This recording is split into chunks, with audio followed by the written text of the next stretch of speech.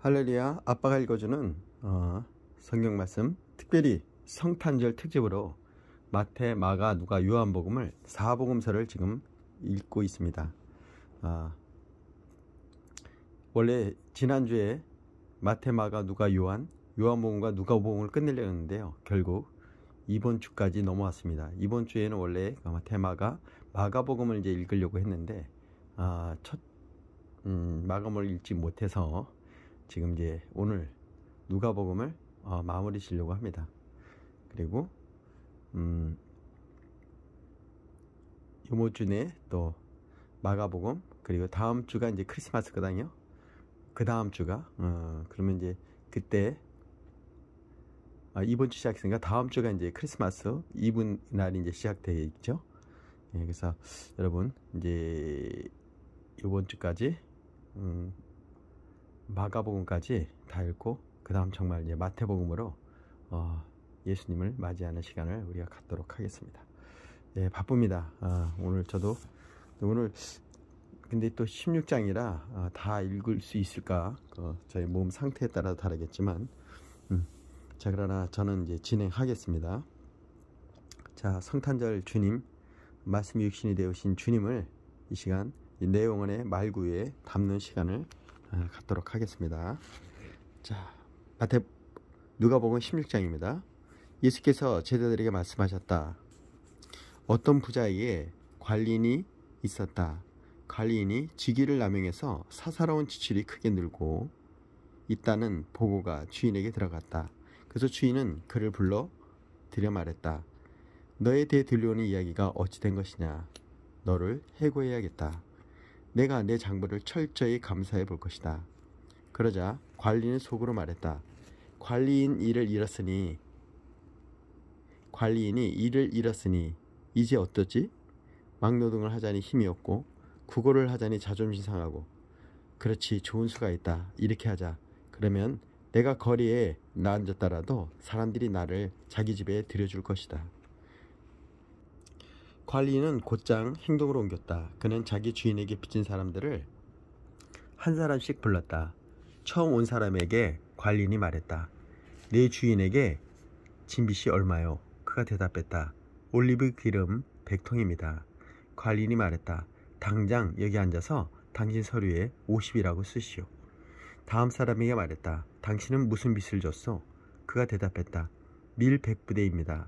그가 말했다. 당신 서류를 가져다가 80이라고 쓰시오. 자, 여기 놀라운 소식이 있다. 주인은 이 부정직한 관리인을 칭찬했다. 왜 그랬겠느냐? 그가 제 앞가림을 할 줄 알았기 때문이다. 세상 물정이 밝은 사람이 이 점에 있어서는 법을 잘 지키는 시민보다 영리하다. 그들은 늘 빈틈이 없고 온갖 수단을 꾀하며 수완을 발휘해서 살아남는다. 나는 너희도 그런 식으로 옳은 것을 위해 영리해지길 바란다.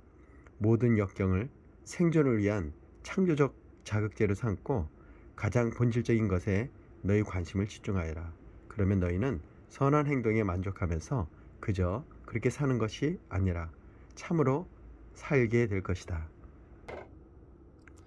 예수께서 계속해서 말씀하셨다. 너희가 작은 일에 정직하면 큰 일에도 정직할 것이다. 너희가 작은 일을 속이면 큰 일도 속일 것이다. 너희가 작은 일에 정직하지 못하면 누가 너희에게 가게를 맡기겠느냐. 두 명의 사장을 위해 일하는 직원은 없다. 하나는 미워하고 하나는 사랑하거나 하나는 떠받들고 하나는 약복이 된다. 너희가 하나님과 은행 둘 다를 섬길 수 없다. 돈을 밝히는 무리인 바리새인들이 이 말씀을 들었다. 그들은 그분을 현실을 모르는 대책 없는 사람으로 치부해버렸다. 그러자 예수께서 그들에게 말씀하셨다. 너희는 다른 사람 앞에서 자신을 그렇게 그럴듯하게 보이는 데는 달인이다. 그러나 하나님은 겉모습이 아니라 내면을 보신다. 이 사회가 보고 대단하다고 이르는 것은 하나님을 깨트려 보고 터무니없다 하신다. 하나님은 율법과 예언자는 요한에게 절정을 이루었다. 이제 하나님의 나라의 기쁜 소식이 전파된다. 이것은 모든 사람의 마음을 끄는 초대다. 하나님의 율법이 한 글자라도 달아 없어지기 전에 먼저 하늘이 풀어지고 땅이 녹아내릴 것이다. 이혼법 규정을 구실삼아 정욕을 덮으려는 것은 간음이다. 결혼법 규정을 구실삼아 정욕을 덮으려는 것도 간음이다. 어떤 부자가 있었는데 그는 최신 유행하는 값비싼 옷을 입고 과시적으로 돈을 쓰면서 하루하루를 허비했다.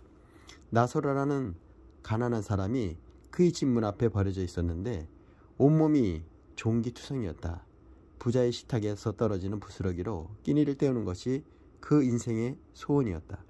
그에게 다가와 그의 몸에 난 종기를 핥는 개들이 그의 가장 가까운 친구였다.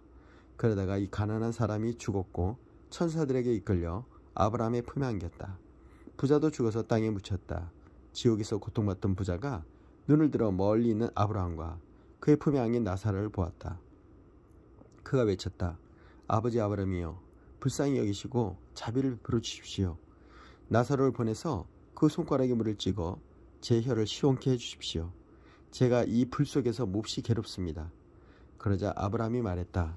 얘야, 너는 사는 동안에 좋은 것을 받았고 나사로는 나쁜 것을 받았다는 사실을 기억하여라. 여기는 그렇지 않다. 여기는 그가 위로를 받고 너는 고통을 받는다. 게다가 너희와 우리 사이에는 큰 수렁이 있어서 우리 쪽에서 너에게 가고 싶어도 갈 수 없고 너희 쪽에서 아무도 우리에게 건너올 수 없다. 부자가 말했다. 그러면 아버지 부탁이 있습니다. 5 형제가 있는 내 아버지 집으로 나사로를 보내주십시오. 그가 그들에게 진실을 알리고 경고해서 그들만큼은 이 고통의 자리에 오지 않도록 해주십시오. 아브라함이 대답했다. 그들에게는 진실을 말해줄 모세와 예언자들이 있다. 그들한테 들으면 된다. 그가 말했다. 저도 압니다. 아버지 아브라함이요. 하지만 그들은 듣지 않습니다. 죽은 자들 가운데서 누가 일어나 그들에게 간다면 그들도 자신들의 행실을 고칠 것입니다. 아브라함이 대답했다. 그들이 모세와 예언자들의 말을 듣지 않는다면 죽은 자들 가운데서 살아난 사람도 그들을 설득할 수 없을 것이다. 17장입니다. 예수께서 제자들에게 말씀하셨다. 힘든 시련과 유혹이 오기에 마련이다. 누구든지 그것을 초래하는 자는 불행하다. 이 사랑스러운 어린 아이들 가운데 하나를 괴롭히느니 차라리 맷돌을 목에 두르고 깊은 바다를 헤엄치는 편이 낫다. 조심하여라. 네 친구가 잘못하는 것을 보거든 바로 잡아주어라. 그가 내 지적에 응하거든 용서하여라. 설령 너에게 하루에 7번 되풀이해서 잘못하더라도 그가 7번 미안하네 다시는 그렇지 않겠네 하거든 용서하여라. 사도들이 주님께 다가와서 말했다. 우리에게 더 큰 믿음을 주십시오. 그러자 주님께서 말씀하셨다. 너에게 필요한 것은 더 큰 믿음이 아니다. 더 큰 믿음도 없고 더 작은 믿음도 없다. 너희에게 나랄 하나만한 믿음, 깨알 하나만한 믿음만 있어도 너희가 이 뽕나무더러 가서 호수에 뛰어들라 하고 말할 수 있다. 너희가 말하면 그렇게 될 것이다. 너희 가운데 누가 종이 있는데 그 종이 밭을 갈거나 양을 치고 나서 들어왔다고 해보자. 그럼 너희라면 그의 겉옷을 받아주고 식탁을 차려주며 그에게 앉아서 먹으라 하겠느냐? 오히려 저녁을 준비하여라. 옷을 갈아입고 내가 커피를 다 마실 때까지 식탁에서 시중들어라. 그런 다음에 부엌에 가서 저녁을 먹어라 하지 않겠느냐? 종이 당연히 해야 할 일을 했다고 특별히 감사를 받더냐? 너희도 마찬가지다. 너희는 당연히 해야 할 일을 끝내고 나서 일을 마쳤습니다. 명하신 대로 우리가 했습니다 하고 말하여라. 예수께서 예루살렘으로 가시는 길에 마침 사마리아의 갈릴리 경계를 넘어가셨다. 예수께서 한 마을에 들어가시다가 나병 환자 10명을 만나셨다. 그들은 거리를 두고 서서 목소리를 높여 외쳤다. 주 예수여, 우리를 불쌍히 여겨주십시오. 예수께서 그들을 유심히 보시며 말씀하셨다. 제사장들에게 가서 너희 몸을 보여라. 그들은 갔고 가는 길에 그 몸이 깨끗해졌다. 그들 가운데 한 사람이 자기가 나은 것을 알고는 하나님께 소리 높여 감사하고 영광을 돌리며 가던 길을 되돌아왔다. 어떻게 다 감사했지 몰랐던 그는 예수의 발 앞에 무릎 꿇었다. 그는 사마리아 사람이었다. 예수께서 말씀하셨다. 10사람이 낫지 않았느냐? 9사람은 어디 있느냐? 돌아오사 하나님께 영광 돌린 사람이 이 이방인 말고는 아무도 없느냐? 예수께서 그에게 말씀하셨다. 일어나 가거라. 내 믿음이 너를 낫게 하고 너를 구원했다.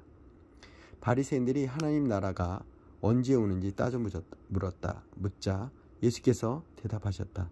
하나님의 나라는 너희가 달력을 보고 날짜를 세고 있다고 해서 오는 것이 아니다. 누가 여기를 보아라 하거나 저기 있다 한다고 해서 오는 것이 아니다. 이유가 무엇이겠느냐? 하나님의 나라는 이미 너희 가운데 있기 때문이다.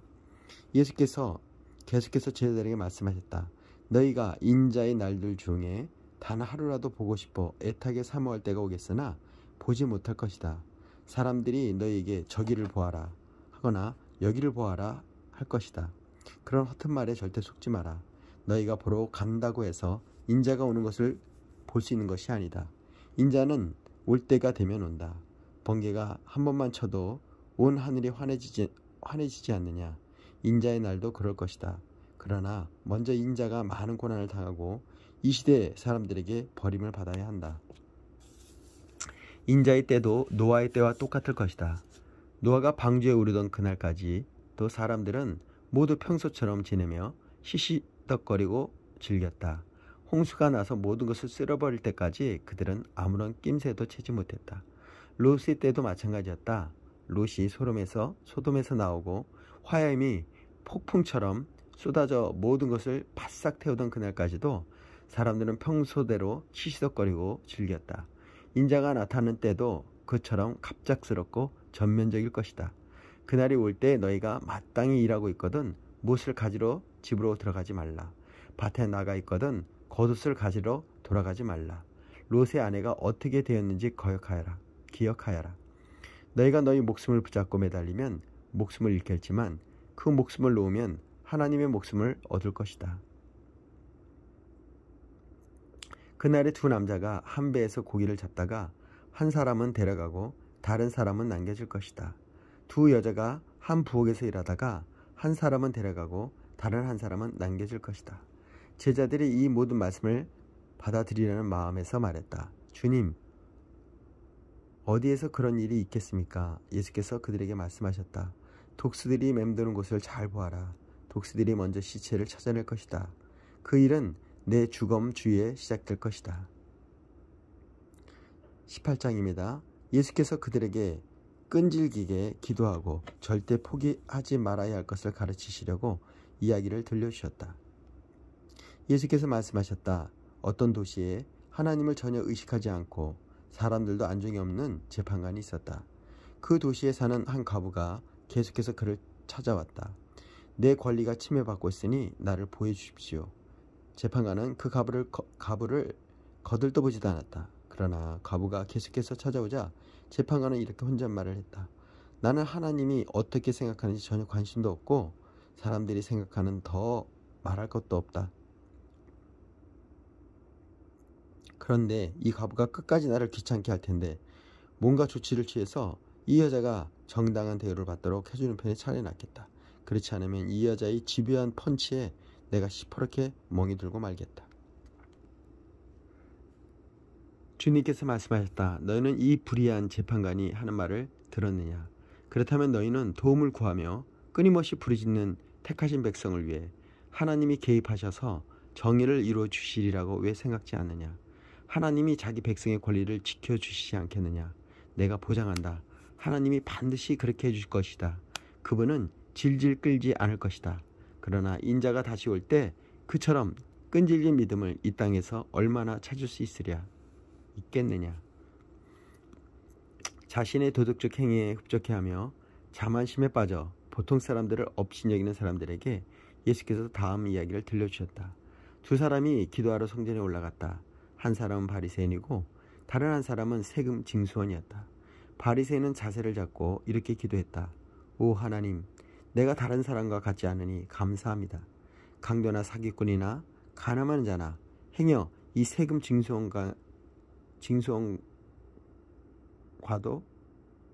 징수원과도 같지 않으니 감사합니다. 나는 일주일에 2번 금식하고 모든 수입의 11조를 드립니다. 한편 후미진 곳에 꾸부정하게 웅크려서 두 손으로 얼굴을 감싸고 있는 세금 징수원은 감히 고개도 들지 못한 채 말했다. 하나님, 불쌍히 여겨주십시오. 이 죄인을 용서해 주십시오. 예수께서 설명을 덧붙이셨다. 하나님과 바른 관계가 되어 집으로 돌아간 사람은 다름 아닌 세금 징수원이다. 너희가 고개를 쳐들고 거만하게 다니면 결국 코가 납작해지고 말 것이다. 그러나 너희가 자신의 모습을 있는 그대로 인정하면 너희는 자기 자신보다 큰 존재가 될 것이다.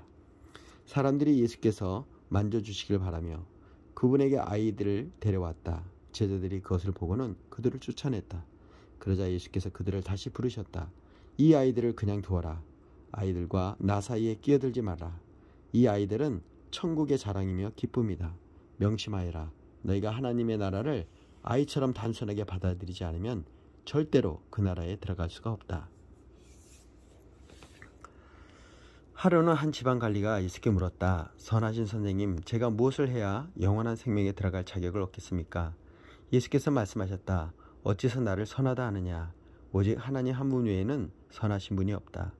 계명에 간음하지 말라, 살인하지 말라, 도둑질하지 말라, 거짓말하지 말라, 내 부모를 공경하라 하지 않았더냐? 그가 말했다. 선생님, 제가 기억하기로는 그 계명들은 제가 다 지켰습니다. 예수께서 그 말을 들으시고 말씀하셨다. 그렇다면 남은 일은 하나뿐이다. 내가 가진 것을 다 팔아서 가난한 사람들에게 거저 주어라. 그러면 내가 하늘의 부를 갖게 될 것이다. 그런 다음에 와서 나를 따라라. 그것은 그 관리가 전혀 예상치 못할 말이었다. 큰 부자인 그는 몹시 근심했다. 그 많은 것을 움켜쥐고 있었고 그것을 놓을 마음이 없었다. 예수께서 그 반응을 보시고 말씀하셨다. 많이 가져간 사람이 하나님 나라에 들어가는 것이 얼마나 어려운지 아느냐. 부자가 하나님 나라에 들어가는 것보다 낙타가 바늘기로 지나는 것이 더 쉽다. 다른 사람들이 물었다. 그러면 어느 누가 가망이 있겠습니까? 예수께서 말씀하셨다. 너희 힘으로 해낼 수 있다고 생각하면 전혀 가망이 없다. 그러나 하나님께서 할 수 있다고 믿으면 얼마든지 가능한 일이다. 베드로가 이야기의 주도권을 다시 잡으려고 이렇게 말했다. 우리는 가진 것을 다 버리고 주님을 따랐습니다. 그렇지 않습니까? 예수께서 말씀하셨다. 그렇다. 너희는 절대 후회하지 않을 것이다. 집과 배우자와 형제 자매와 부모와 자식과 그 무엇을 희생하고서 손해볼 사람은 아무도 없다. 너희 평생에 그 모든 것을 여러 배로 돌려받을 것이다. 영원한 생명도 덤으로 받을 것이다. 그 후에 예수께서 12제자를 따로 한쪽으로 데리고 가셔서 말씀하셨다. 잘 들어라. 우리는 지금 예루살렘으로 올라가는 길이다. 인자에 대해 예언서에 기록된 것이 모두 이루어질 것이다. 사람들이 인자를 로마 사람들에게 넘겨주어 조롱하고 놀리고 침을 뱉을 것이다. 그리고 인자를 고문한 뒤에 죽일 것이다. 그러나 사흘 후에 인자는 다시 살아날 것이다.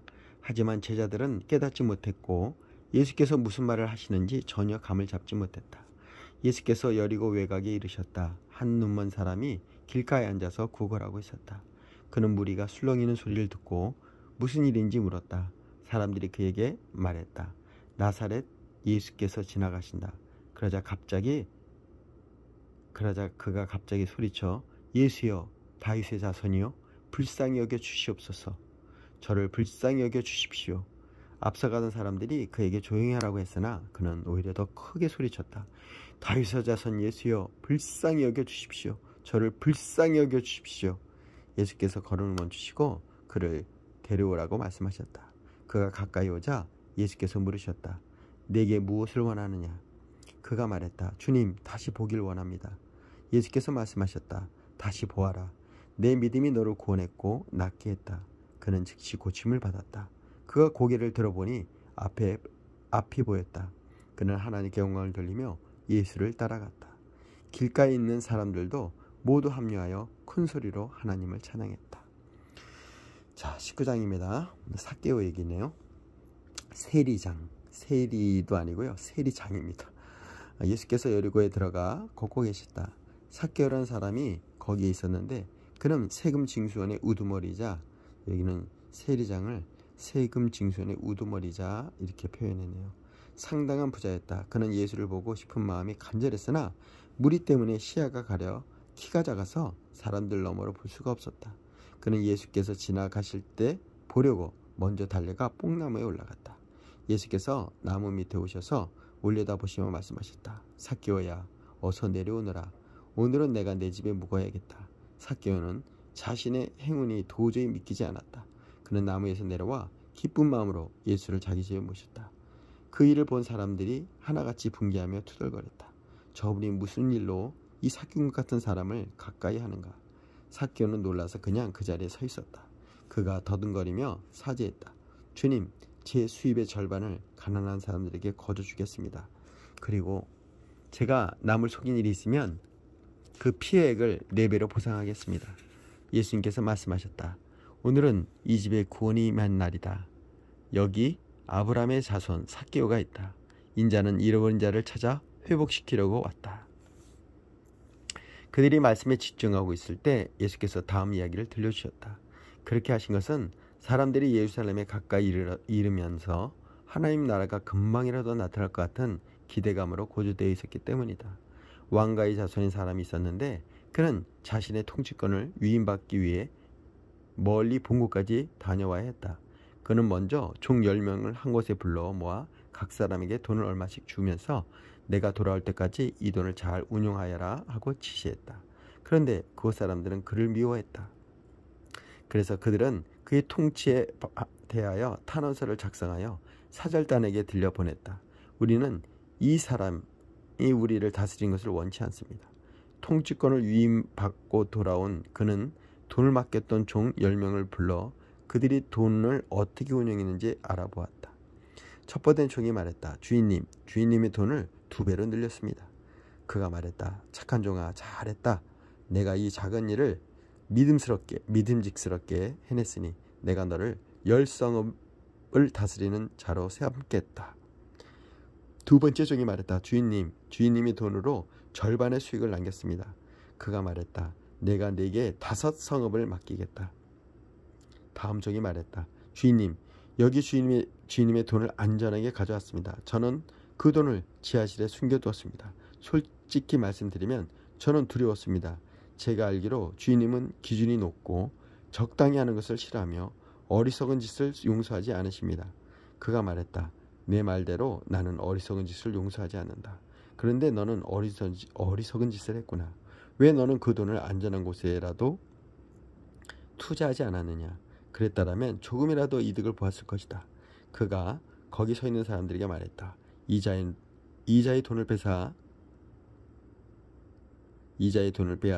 내 돈을 2배로 늘릴 종에게 주어라. 그들이 말했다. 하지만 주인님, 이 사람은 이미 2배를 가지고 있습니다. 그가 말했다. 내 말이 그 말이다. 너희가 목숨을 걸면 상상도 못할 만큼 많이 받게 된다. 그러나 안전에 급급하면 빈털터리가 되고 만다. 나의 통치에 반대하는 탄원을 했던 이 원수들은 여기서 끌어내어라. 다시는 여기서 그들의 얼굴을 보고 싶지 않다. 이 말씀을 하시고 나서 예수께서 곧장 예루살렘으로 향하셨다. 올리브산에 있는 벳바게와 베다니에 이르렀을 때 예수께서 2 제자를 보내시며 지시하셨다. 맞은편 마을로 가거라. 들어가서 보면 아직 아무도 타보지 않은 나귀 새끼가 줄에 매어 있을 것이다. 줄을 풀어서 끌고 오너라. 왜 그러시오 하고 누가 묻거든 이 나귀의 주인께서 필요로 하십니다 라고 하여라. 말이 계속 꼬이네요. 이제 한계에 도달한 것 같은데 예, 그래도 계속 읽어보겠습니다. 2 제자가 가서 보니 예수께서 말씀하신 그대로였다. 그들이 나귀 새끼 줄을 풀고 있는데 나귀 주인들이 말했다. 그 나귀 새끼 줄을 왜 푸는 것이오? 제자들이 말했다. 이 나귀의 주인께서 필요로 하십니다. 제자들이 나귀 새끼를 예수께로 끌고 와서 그 위에 자기 겉옷을 펴고 그분을 태웠다. 예수께서 나귀에 오르자 사람들이 그 일 위에서 자기 겉옷을 펼치며 그분을 대대적으로 환영했다. 올리브산의 내리막으로 접어드는 등성이에서 제자와 온 무리가 그들이 목격한 놀라운 일들로 인해 열광적으로 찬양을 터뜨렸다. 복되다 하나님의 이름으로 오시는 왕이여. 하늘에는 모든 것이 형통, 가장 높은 곳에는 영광.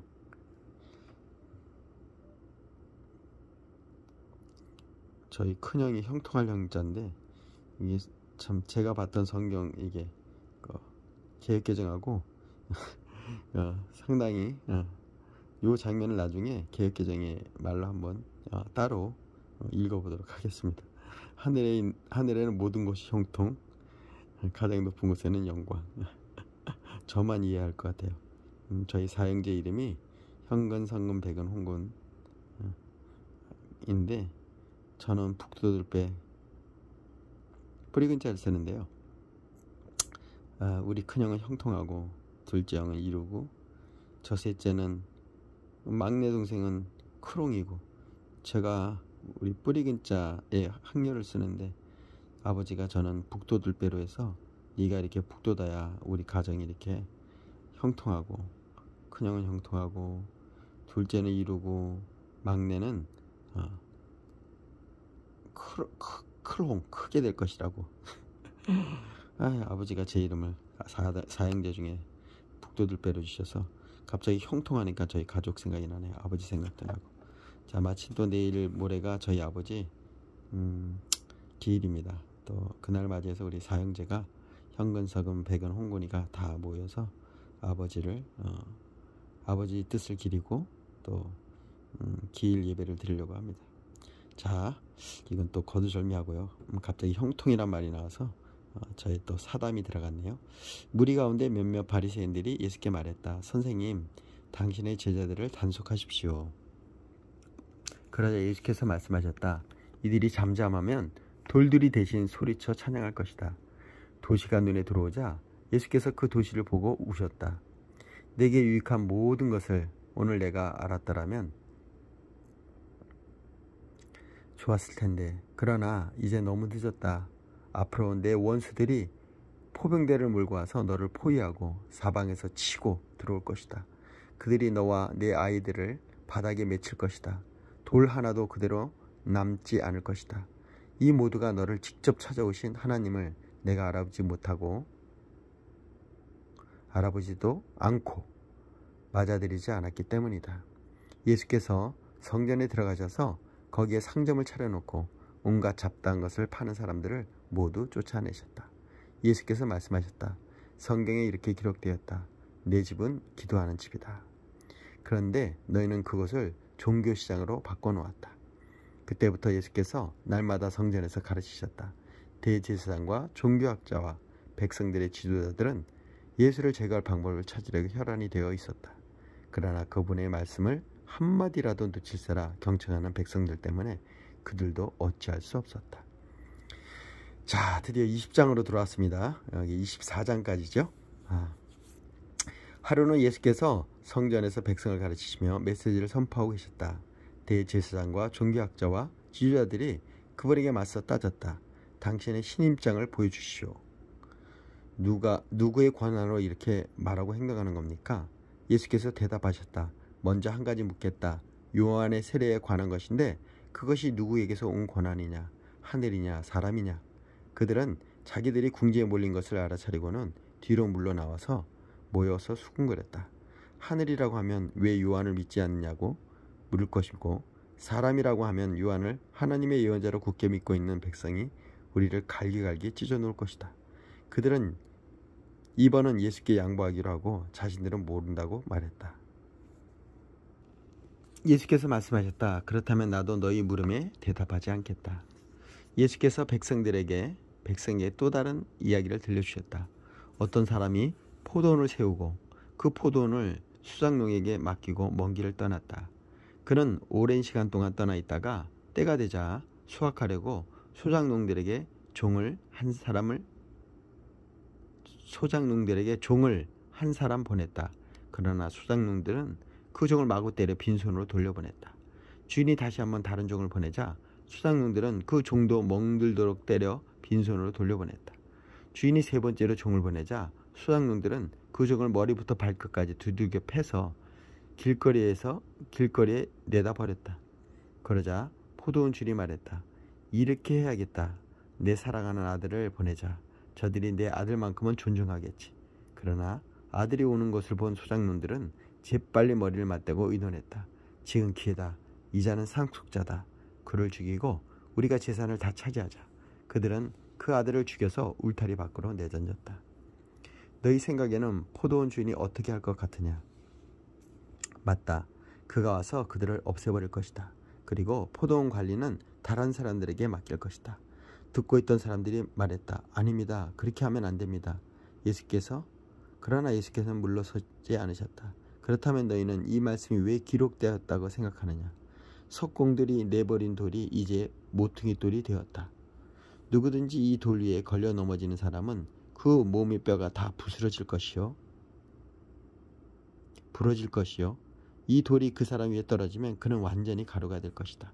종교학자와 대제사장들은 당장 예수를 잡고 싶었으나 여론이 두려워 그분 이야기가 자기들을 두고 한 것임을 알았다. 예수를 잡을 기회를 노리던 그들은 정탐꾼을 보내어 짐짓 정당한 질문을 던지는 사람인 양 행세를 하게 했다. 그들은 그분을 속여 율법에 저촉될 만한 발언을 하게 만들 속셈이었다. 그래서 예수께 물었다. 선생님, 우리가 알기로는 당신은 솔직하고 정직하게 가르치며 아무에게도 비위를 맞추지 않고 하나님의 도를 정확하게 가르칩니다. 그러니 우리한테 말해 주십시오. 황제에게 세금을 내는 것이 법에 맞습니까? 맞지 않습니까? 예수께서 그의 의도를 아시고 이렇게 말씀하셨다. 동전 하나를 내게 보여라. 여기 새겨진 얼굴이 누구 얼굴이냐? 그리고 뭐라고 써 있느냐? 황제입니다. 그들이 말했다. 예수께서 말씀하셨다. 그렇다면 황제의 것은 황제에게 주고 하나님 것은 하나님께 드려라. 아무리 애써보아도 그들은 예수께 죄를 뒤집어 씌울 만한 발언을 유도해낼 수 없었다. 그분의 대답은 그들의 허를 찔렀고 그들의 말문을 막아버렸다. 부활의 가능성을 일절 부인하는 유대교 분파인 사두개파 사람 몇이 다가와 물었다. 선생님, 모세는 기록하기를 남자가 자식이 없이 아내를 두고 죽으면 그 동생이 현수와 결혼해서 자식을 낳아줄 의무가 있다고 했습니다. 한 번은 7 형제가 있었습니다. 마지가 결혼했는데 자식이 없어 죽었습니다. 둘째가 형수와 결혼했으나 죽었고 셋째도 그랬습니다. 7째 형제가 다 차례대로 그렇게 했으나 자식이 없었습니다. 마지막에는 여자도 죽었습니다. 그렇다면 부활의 때에 그 여자는 누구의 아내가 됩니까? 7 형제가 다 그 여자와 결혼했습니다. 예수께서 말씀하셨다. 이 땅에서는 결혼이 중대한 관심사지만 저 세상에는 그렇지 않다. 죽은 사람들이 부활에 참여하는 사람들에게 결혼은 더 이상 관심사가 못 된다.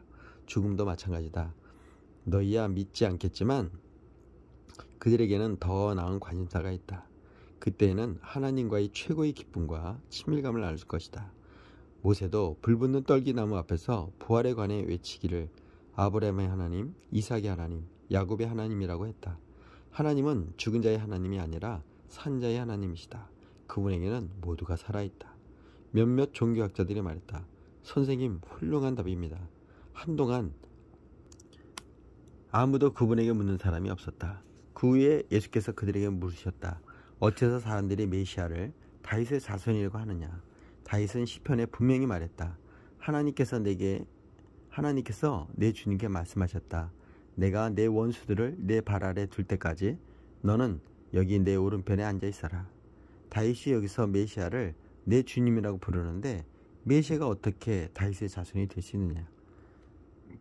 모든 사람이 듣는 가운데 예수께서 제자들에게 말씀하셨다. 종교학자들을 조심하여라. 그들은 가운을 입고 다니며 사람들을 치켜 세우는 말에 우쭐하고 중요한 자리를 차지하면서 교회 모든 행사에 상석에 앉기를 좋아한다. 언제나 그들은 연약하고 무력한 사람들을 착취한다. 그들의 기도가 길어질수록 그들의 상태는 더 나빠진다. 마지막에 그들은 그 값을 치르게 될 것이다. 자, 오늘은 20장까지만 있도록 하겠습니다. 이제 21, 22, 23, 24 4장만 읽으면 드디어 누가복음 봉독이 마침이 될 것 같습니다. 자, 기도하겠습니다. 하나님 감사합니다. 오늘도 성탄절을 맞이해서 하나님이 공생의 사역 태어나시고 또 자라시고 또 공생의 삶을 3년이란 세월을 제자들과 함께 예수님의 복음의 말씀을 동고동락하며 나누신 사건들을 우리가 봅니다. 하나님, 주께서 우리에게 이렇게 떡을 떼시고 말씀을 나눠주시며 너는 나의 친구라 하시고 너는 나의 자녀라 하셨던 하나님의 그 친밀함을 봅니다. 하나님 말씀을 통해서 비록 제가 주님과 그 시대 그 현장에 있지는 않았지만 말씀을 통해서 주님과 동행하는 삶, 주님과 함께하는 삶이 되게 하여 주시옵소서. 오늘도 내가 주님을 부르짖을 때 주님의 말씀을 묵상할 때 주님께서 조용히 다가오셔서 나에게 속삭여 주시고 읊조려 주시옵소서. 내가 너를 사랑한다고 또 저도 주님을 사랑한다고 고백하는 시간이 되게 하여 주시옵소서. 성탄의 주님 내 영혼의 말구에 오셔서 말씀하시고 나를 깨우쳐 주시옵소서. 오늘도 우리 사랑하는 아들 딸들에게 한없는 하늘의 지혜를 풀어주시고 성경의 말씀을 통해서 하나님이 구세해 주시며 하나님의 아들 예수 그리스도가 우리의 참 인도자이심을 깨달아 알게 하여 주시옵소서. 성탄의 그분 하늘의 영광이요 땅의 평화가 가득한 이 땅에 오시옵소서. 우리 마음에 오시옵소서. 우리 마음에 샬롬의 평안으로 말씀해 주시옵소서. 예수님의 이름으로 기도했습니다. 자, 이제 성탄절이 점점 더욱더 가까이 다가오고 있습니다. 우리는 더 말씀으로 더욱더 가까이 주님을 맞이하길 이 시간 축복합니다. 사랑합니다.